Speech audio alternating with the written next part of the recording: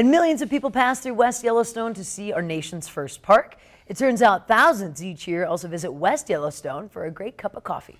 In this week's Montana Made, we visit Morning Glory Coffee and Tea in West Yellowstone. It is a business that, thanks to technology, not only has Yellowstone in its backyard, but also the rest of the planet. This is the West Yellowstone entrance to Yellowstone National Park. Hard to believe that's the most popular entrance to Yellowstone in the summer and in the winter. Right now in the shoulder season, it is not an entrance to the park. It is completely gated off. That's a challenge for businesses in town of West Yellowstone. They have to sit back, have a cup of coffee, and wait until the tourists come back when the roads reopen for oversnow for winter or for the cars in the summer. Or, as one business, they simply roast the coffee and sell it elsewhere. For every corner store, there were roasters and brewers, and every community had those things. So we wanted to be able to be a manufacturer and create a product in an area that we loved living in, and we wanted to be able to share that with the world. And in West Yellowstone, that's an easy thing to do. What isn't easy was convincing customers you roast good coffee in a place known for bears and bison, not beverages. I mean, in traditional marketing, you're right, we're not in the best place for that type of focus.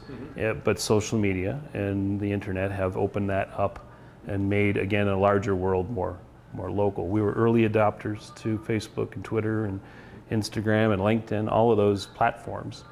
We've over time built an audience of about 56,000 followers and a reach of about 1.5 million impressions a week. And we've created a conversation with people that either want to come to Montana or who have been here and enjoyed their experience, and we've got the product that kind of goes in between that. I've always said that our brand, Morning Glory's brand, is not traditional. Morning Glory's brand is Montana, and we promote Montana as such. And then our coffee, our product, is a part of that brand, part of that experience when people come to Montana and enjoy both, hopefully. I've always been of the belief that the only wrong way to drink coffee is to not drink it at all, and that it should be quality, comfort, and good taste. And that's what our focus is to create a quality product. We start with an ethical and sustainable buying practice, and then we go from there to create products that people are going to actually enjoy on a lot of different levels. In West Yellowstone, Chet Lehman, MTN News.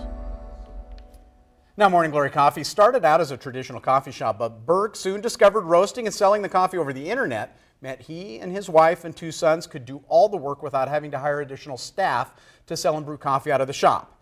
Thanks to the internet, Morning Glory Coffee is technically open 24/7. It may just take a few hours for Burke and his family to get that order ready to ship literally all over the world. That's pretty cool. When we had done the interview, we had received an order at 2 o'clock in the morning.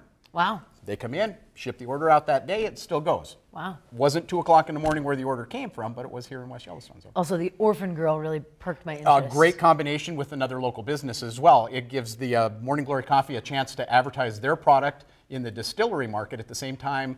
Orphan Girl able to, Headframe Spirits able to advertise in the coffee market, blending those opportunities together. Perfect win-win symbiotic relationship. Absolutely. Great stuff. I love Great it. Stuff. Great coffee too. Yummy.